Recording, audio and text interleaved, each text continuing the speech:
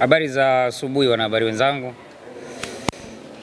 Tunashukuru kwanza kwa kuwaona kwenye mkutano wetu wa habari kuelekea kwenye mchezo wetu ugenini dhidi ya Simba.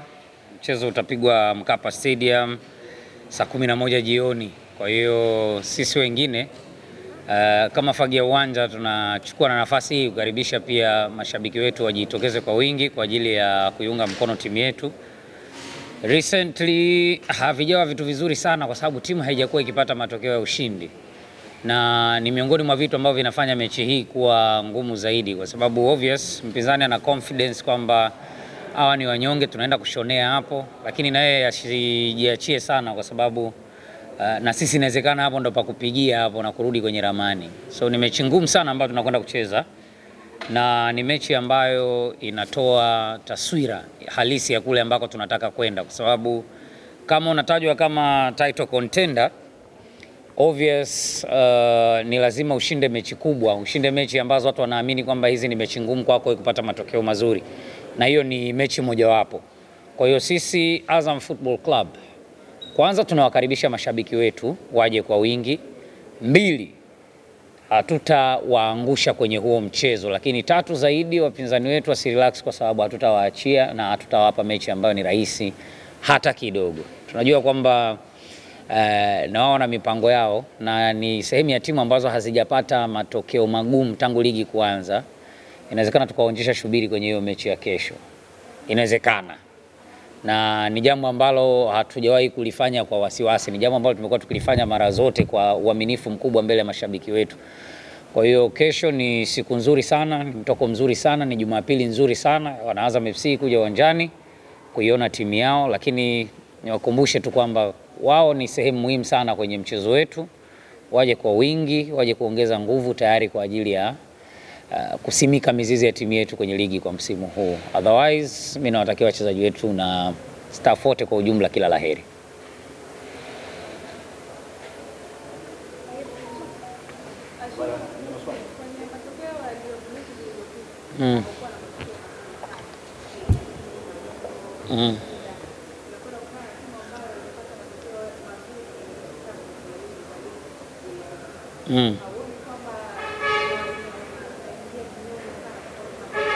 Of course sisi ni wanyonge. Tunaingia kinyonge kweli kwenye hiyo mechi. Sidhani kama tuko kwenye sehemu ya kusema kwamba sisi ni watemi kwa current form. Kwenye matokeo ya hivi karibuni wenzetu of course ni watemi na hilo nimelikiri tangu mwanzo. Kwa hiyo hata sisi hatutaenda kwa unyonge huu ambao wanafikiria. Mechi kama hii mpaka inaitwa dabi ya Mzizima, tafsiri yake ni mechi kubwa. Ni mechi ambayo inakutanisha timu kubwa mbili za Dar es Salaam, sio? Kwa hiyo kuna upande wa kwanza wa current form, kuna upande wa pili ambao watu wengi wanausahau wa big match. Yoyote ambaye atakuwa ameamkia upande wa kulia wa kitanda ndiye ambaye atakuwa amefanyaje, amefanikiwa au amefaulu zaidi kwenye mchezo. Kwa hiyo sisi kweli ni wanyonge kwenye hii mechi. Sisi ni underdog na declare your interest mapema, na ndivyo ambavyo tutaingia kwenye huo mchezo. Tutaingia kwenye mechi kama underdog. We're just going to play our game. Tunakwenda kucheza tu mchezo wetu wa kawaida, tunaenda kushowcase tulichokuwa nacho.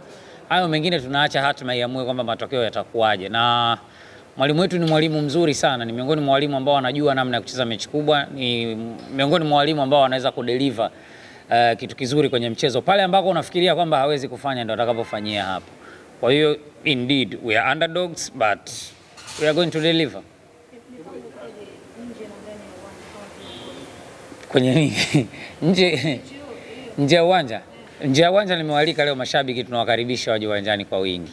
Kwa mipango ya nje ya uwanja tunawakaribisha mashabiki kwa sababu tunajua mchezo mwenyeji ni Simba, lakini na sisi mashabiki wetu tunawataka kwenye hiyo mechi. Tunawakaribisha kwa nguvu sana waje kutusupport. Ndani ya uwanja wachezaji wetu wamemaliza mazoezi, kila mtu yuko sawa kiafya, kila mtu yuko timamu.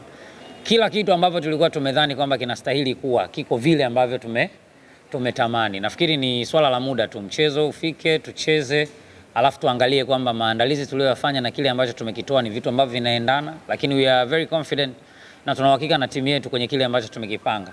Hakuna wasiwasi juu ya kile ambacho mwalimu amekuwa akikifanyia kazi.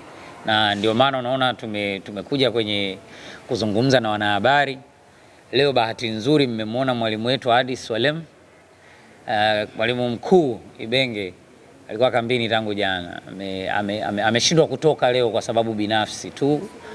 Hapana, nje ya uwezo wake imemlazimu abaki. Actually alisema anakuja, lakini mpaka dakika ya mwisho gari inaondoka, mwalimu mwenyewe akasema sidhani kama anaweza. Kwa hivyo amesaidiwa na mwalimu mwenzie leo, lakini bado yuko kambini, kuna dawa anaipika na tuna hakika tutafikia malengo.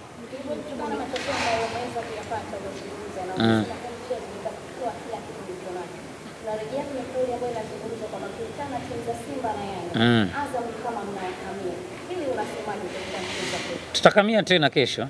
Kama ndo watu wanasema kwamba tukikutana na timu hizi mbili za Kariakoo tunakamia, tutakamia tena, kwa sababu ni dhambi, unajua, mbele ya hizi timu, na ni dhambi mbele ya mashabiki wa mpira wa hizi timu, wewe kuwa na wachezaji wakubwa, wewe kuwa na walimu wazuri, wewe kuonyesha mchezo mzuri. Uende tu kawaida kwa sababu ni timu yao, wakipata matokeo mazuri basi they are the best. Ninyi mkicheza vizuri mkapata matokeo mazuri, maana yake mlikuwa mmefanyaje? Mmekamia. Kwa hiyo kama kuonyesha mchezo wetu na kucheza vizuri ni kukamia, tutakamia tena kesho. Mchezo kama tunasema kwenda kujiandaa vizuri kuelekea kwenye mchezo unaofuata ya kombe la shirikisho barani Afrika ambapo hamjafanya vizuri hadi hivi sasa. Utaenda kuwasaidia kiasi gani kama Azam? Hii ni michezo tu ambayo tunacheza hapa iko. Nafikiri swali hilo lilikuwa zuri sana kuelekea mechi ya Singida. Tumetoka kucheza na Wydad, tumetoka kucheza na AS Maniema. Kwa hiyo maana yake kama ilikuwa maandalizi mazuri kwa kutumia hizo mechi za kimataifa, ilikuwa ni mchezo dhidi ya Singida. Baada ya mechi ya kesho kuna mapumziko ya wiki mbili. Baada ya hapo ndo tunaanza sasa kurejea tena kwenye safari hizo. Kwa hiyo obvious ni sehemu pia ya kipimo, lakini hatui comfortable sana kwamba hiyo ni sehemu. Huu ni mchezo wa ligi kuu.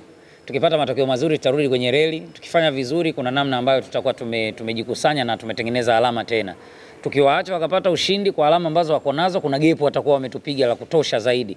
Na ile prominent ya kuwa title contender inaendelea, credibility ya kuwa title contender inaendelea kupungua, kwa sababu tayari ambaye unashindana naye akiwa sehemu potential ameshatengeneza gap kubwa zaidi yako. Kwa hiyo hatujapata matokeo ya ushindi, inatuumiza. Hatujapoteza mechi, bado tuna timu nzuri. So kesho tutacheza mechi nzuri zaidi.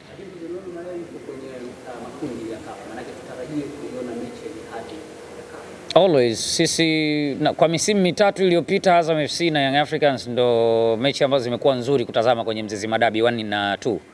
Lakini hata wao pia wamekuwa wakitupa mechi nzuri. Kwa hiyo hautegemei kwamba watakuja kucheza na Azam FC ukajua kwamba watakuja kinyonge, kama ambavyo sisi hatutaenda kinyonge. Kwa hiyo kama wao watatumia kama sehemu ya maandalizi dhidi yetu, ni juu yao wao. Sisi binafsi tunakwenda kucheza mechi ya ligi na tunakwenda kuhakikisha kwamba tunarudisha imani ambayo mashabiki wetu somehow wanaona kama haipo. Mechi iliyopita dhidi ya Singida kuna nafasi kusema za wazi sana washambuliaji wa kikosi.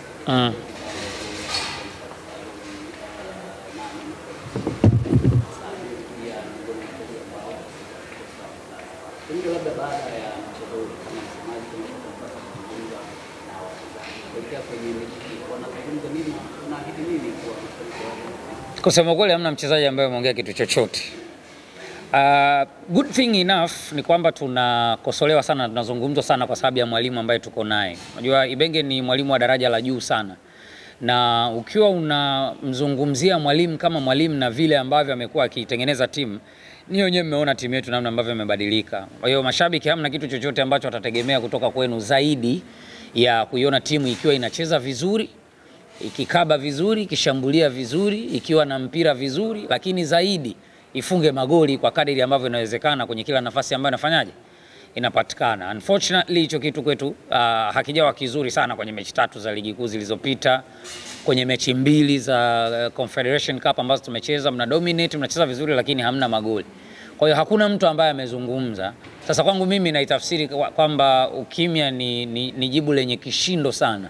Ni jibu ambalo linahitaji kutafakarisha zaidi wewe ambao unakwenda kukutana na wachezaji wa aina hiyo. Kama mwalimu hakuzungumza kitu, akaenda kufanyia kazi uwanja wa mazoezi na wachezaji hawakuzungumza kitu, wakaenda kufanya utekelezaji kutokana na mwalimu kwenye uwanja wa mazoezi, so tuwaachie wao kama wao tuone ni kitu gani, lakini hakuna mtu ambaye amezungumza chochote kuelekea kwenye hiyo mechi. Thank you very much guys. Tukutane kesho uwanjani.